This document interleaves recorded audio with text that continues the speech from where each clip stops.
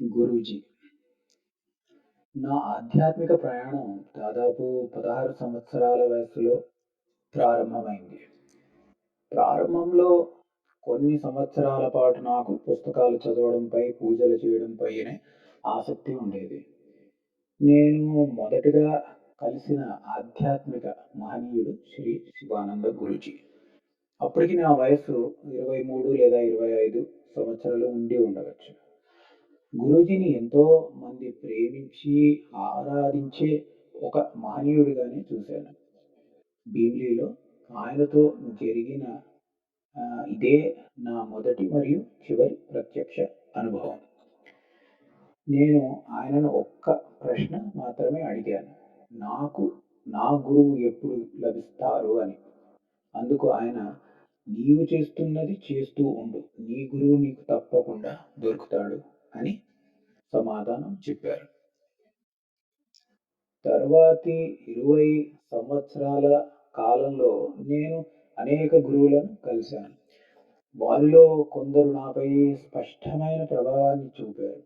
మరి కొందరు మంచి వ్యక్తులుగా అనిపించినప్పటికీ వారితో నాకు ఎలాంటి అంతర్గత అనుభవం కలగలేదు.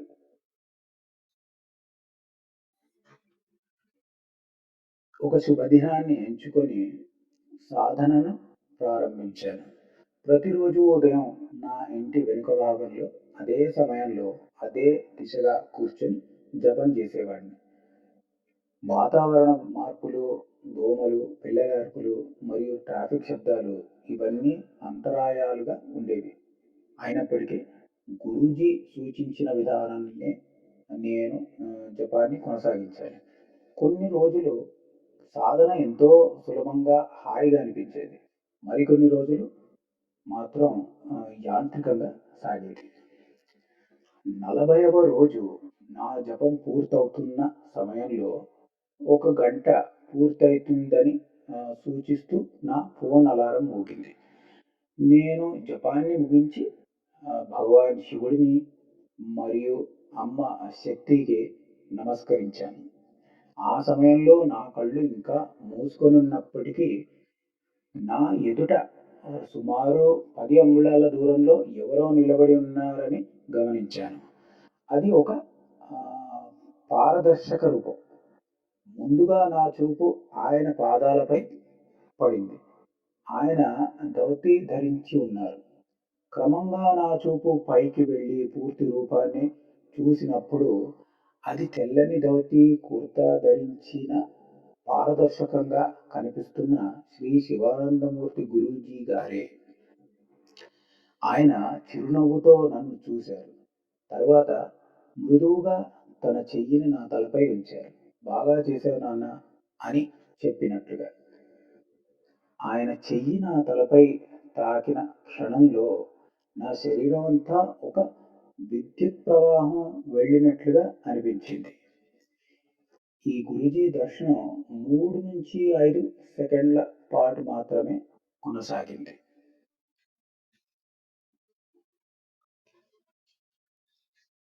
సాధన, అనుభవం మరియు గురువుతో సంబంధం.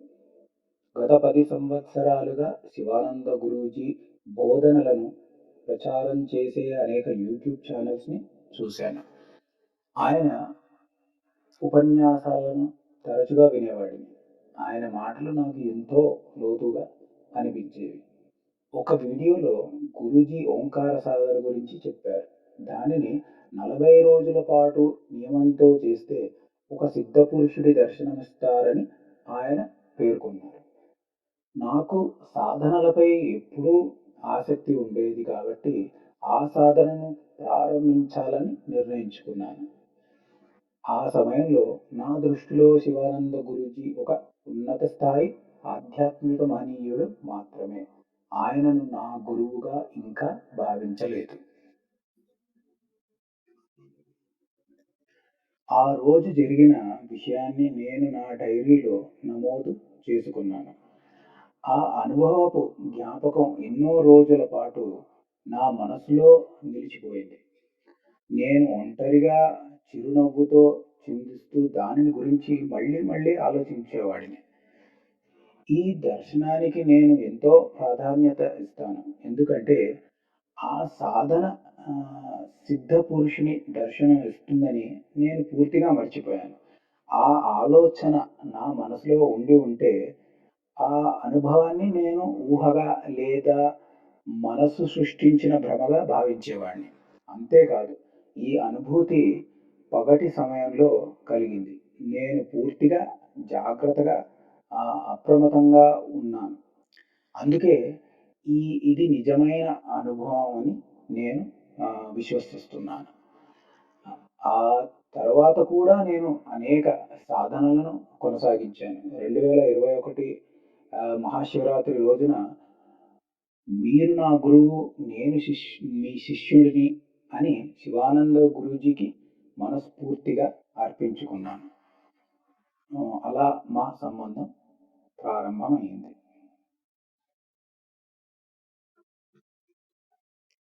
తీవ్రమైన శివ పంచాక్షరి సాధన మరియు గాఢ వైరాగ్యం. 2022 మరియు 23 సంవత్సరాలలో నేను అనేక సాధనలను చేశాను. ఓంకార సాధన 200 రోజులకు పైగా కొనసాగింది. అలాగే అమ్మవారి తాంత్రిక మంత్రాలతో 520 రోజుల పాటు కఠిన సాధన కూడా చేశాను.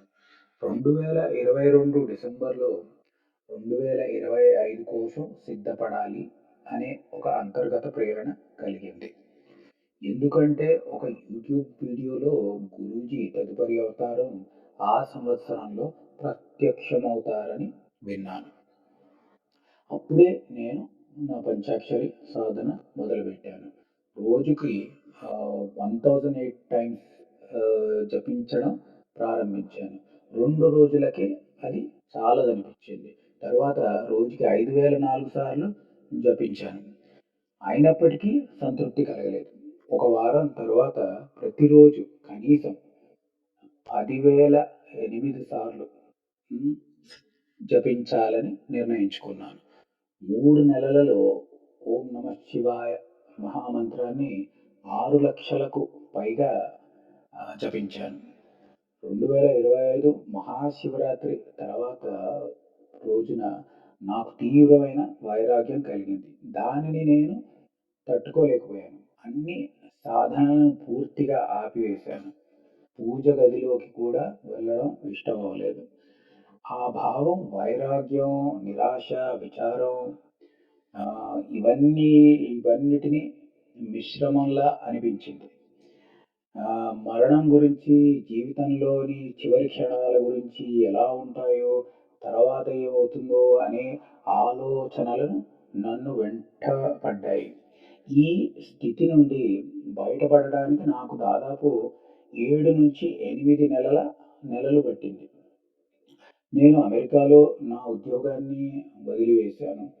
నా వీసాను కూడా రెన్యూ చేసుకోలేదు. చివరకు 2025 నవంబర్‌లో భారతదేశానికి తిరిగి వచ్చేసాను. మాతృభూమి.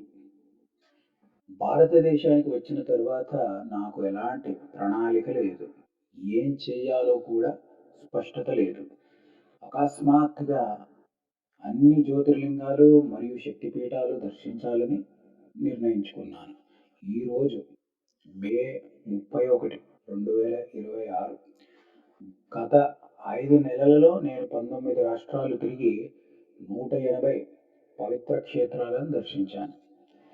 ఈ విస్తృత యాత్ర నాకు కూడా ఆశ్చర్యమే. ఎందుకంటే అమెరికాకి వెళ్ళే ముందర 31 సంవత్సరాలలో నేను కేవలం 3 పుణ్యక్షేత్రాలు మాత్రమే చూశాను. తిరుపతి బాలాజీ, శ్రీకాళహస్తి మరియు షిరిడి.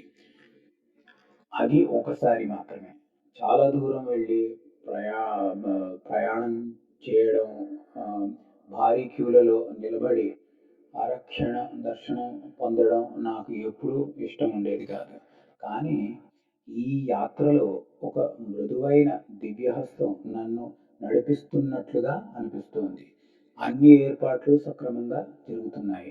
శరీరానికి, మనసుకు కావాల్సిన శక్తి కూడా సమయానికి లభిస్తుంది. లేకపోతే రోజుకు ఒక్క భోజనం మాత్రమే చేస్తూ 8,000 అడుగుల ఎత్తైన కొండలు ఎక్కడం, 3-4 గంటల పాటు కిక్కిరిసిన క్యూలలో నిలబడడం కనీసం నాకు అసాధ్యమే. 20 సంవత్సరాల పాటు నా సాధన ప్రధానంగా భగవాన్ శివుని చుట్టూతనే తిరిగింది. కొన్ని సంవత్సరాల పాటు శివానంద గురూజీ కేంద్ర స్థానంలో ఉన్నారు. ఇప్పుడు ఆయన పూర్తిగా నేపథ్యానికి వెళ్ళినట్లుగా అనిపిస్తోంది. గత కొన్ని నెలలుగా అమ్మవారు నా జీవితంలో ప్రధాన స్థానంలో నిలిచారు.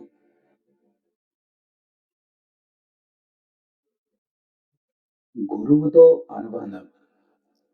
సాంప్రదాయంగా గురువు మాటే శిష్యుని ఆజ్ఞ అని అంటారు. కానీ నాకు గురూజీతో ప్రత్యక్ష సంబంధం ఎప్పుడూ లేదు. నేను ఆయన ఉపన్యాసాలను మాత్రమే విన్నాను.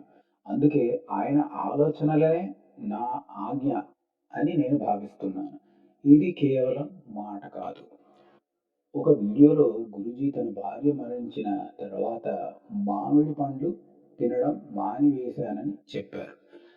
ఆ మాట విన్న రోజునే మామిడి నా అత్యంత ఇష్టమైన పండు అయినప్పటికీ నేను కూడా మామిడి తినడం పూర్తిగా మానేశాను. దాదాపు 2 సంవత్సరాల పాటు మామిడిని తాకలేదు. ఒకరోజు లోపలి నుంచే ఒక అంతర్గత సూచన వచ్చింది. ఇప్పటి నుంచి మళ్ళీ తినవచ్చు అని. ఆ రోజు మధ్యాహ్నమే మామిడి ఊరగాయ తిన్నాను. ఆ నియమం నా స్వయం కల్పన అయితే 2 సంవత్సరాల తరువాత దాన్ని విరమించినందుకు నాకెంతో ఆహ్, పాపభావం కలిగేది. కానీ అలాంటిదేదీ జరగలేదు. ఎలాంటి సంకోచం లేకుండా తిన్నాను. మరోసారి గురూజీ యోగుల ఆహారం విధానం గురించి చెప్పారు. సాధకులు తక్కువ ఆహారం తీసుకోవడం ఎంత ముఖ్యమో అని వివరించారు. వెంటనే నా అలవాట్లు మార్చుకున్నాను.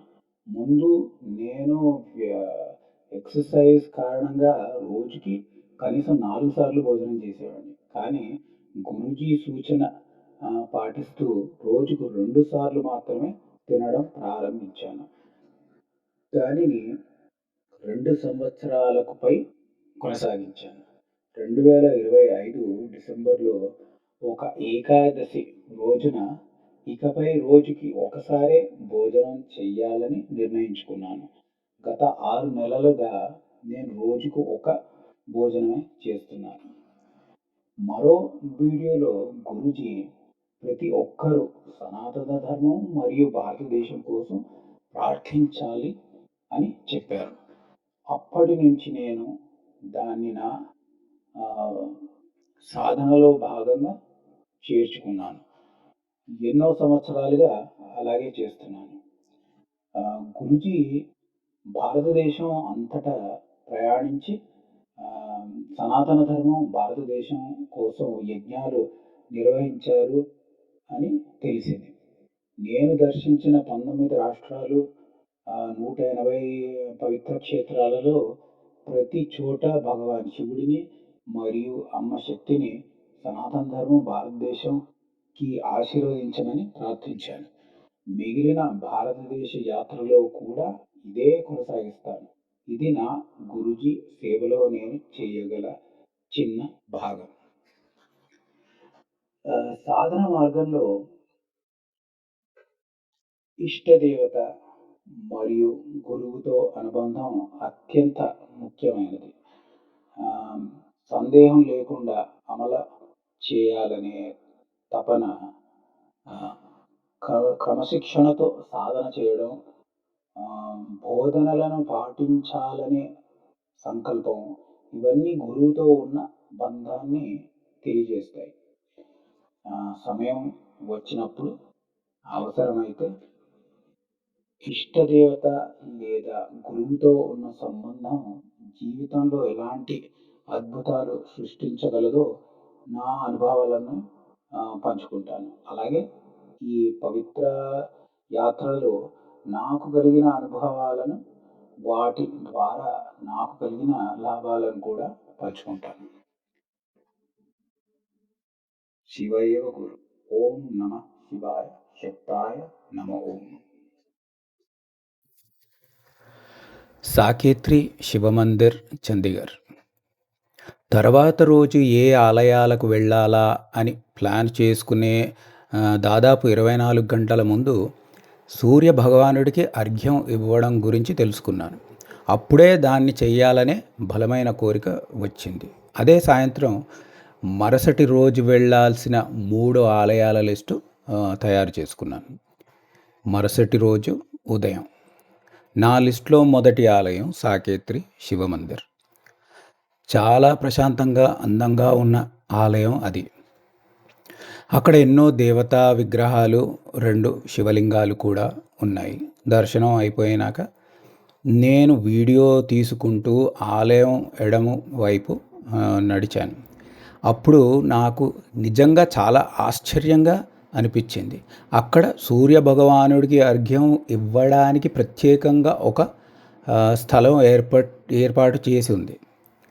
నాకు ఇది పూర్తిగా ఒక దివ్యలీలగా అనిపించింది. ఎందుకంటే ఈ ఆలయానికి వెళ్ళే ముందు నేను ఇప్పటికీ ఒక 110కి పైగా ఆలయాలు చూశాను.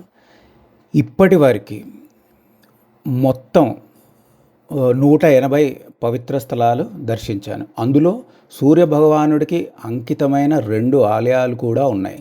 కానీ అర్ఘ్యం ఇవ్వడానికి ప్రత్యేకంగా ఏర్పాటు చేసిన స్థలం మాత్రం నాకు కనిపించింది ఒక్క సాకేత్రి శివమందిరంలోనే. ఇక్కడ గుర్తించుకోవాల్సిన విషయం ఒకటి ఉంది. అదేంటంటే, ముందు రోజు ఆలయాల లిస్టు తయారు చేస్తున్నప్పుడు అర్ఘ్యం ఇచ్చే సౌకర్యం ఉన్న ఆలయాన్ని నేను వెతకలేదు. సూర్య భగవానుడికి అర్ఘ్యం ఆలయాల్లో ఇవ్వడం అనే ఆధ్యాత్మిక ఆచారం చాలా అరుదుగా కనిపిస్తుంది. అలాంటిది నేను చెయ్యాలనుకున్న 24 గంటల్లోనే ఆ సౌకర్యం ఉన్న ఆలయం దొరకడం నిజంగా ఆశ్చర్యం అనిపించింది. నమస్కారం. ఓం నమః శివాయ.